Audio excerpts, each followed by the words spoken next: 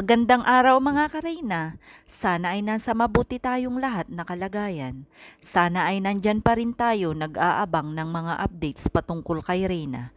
Mga kareyna, kakapanood lang natin ang nakaraang live ni Jilumags Vlogs kung saan ay makikita natin ang mga pangyayari o ang kanyang paglalahad patungkol sa paghatid nila kay Reyna. Dahil kay Jilumags, napakarami nating nakuha na impormasyon na napilitan nang nagsalita si Jilumags dahil hindi siya makatulog sa kakaisip sa dalaga. Sana ay nasa mabuting kalagayan raw siya. Ayon pa sa kanya, talaga namang handa siya na ipaglaban ang kapakanan ni Reyna. Dahil kung makikita natin mga kareyna, isa si Jilumags na naging tatay-tatayan na ni Reyna at isa sa nasasaktan sa mga nangyayari ngayon sa dalaga. Ayon pa sa kanya, kinonfirm niya nga ito na ayon ang sinabi ni Mang Nestor na aalagaan muna nila si Reyna dahil napakarami daw nitong mga pampakalma kung sakaling mag-trigger ang dalaga. Kaya naman, lalo itong bigay ng tensyon kay Jilumags. Kaya nananawagan si Jilumags mga kareyna na sana ay magkaisa tayong manalangin, magkaisa tayong ipaglaban ang kapakanan ni Reyna.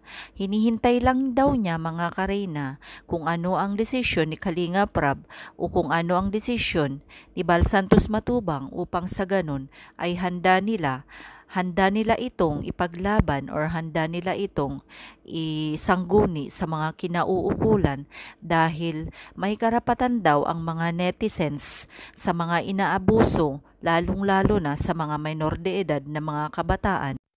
Kaya napakainam naman kung ganun ang gagawin nila mga karina. Ayon pa sa live, napakalakas ang kutob ni Jilumags na ang pinsan ni Reyna ang gumagawa o nagbibigay ng mga impormasyon sa isang malaking grupo kung saan ay pinipicturan niya nga si Reyna at mayat maya ay meron na raw ina-upload na mga photos updates ni Reyna. Kaya mga kareyna, malaki daw ang kutob na yung pinsan at ang tita ni Reyna ang talaga namang nagbibigay ng mga iba't ibang impormasyon patungkol kay Reyna at sila ang nag-uudyok kay Mang Nestor na natuluyan na nilang alagaan si Reyna. Ano ang masasabi nyo sa video o reaksyon na ito mga kareyna? Alam ko na hanggang ngayon ay napakarami pa rin sa inyo o napakarami pa rin sa atin ang nagugulumihanan kung ano na ba talaga ang kalagayan ni Reyna.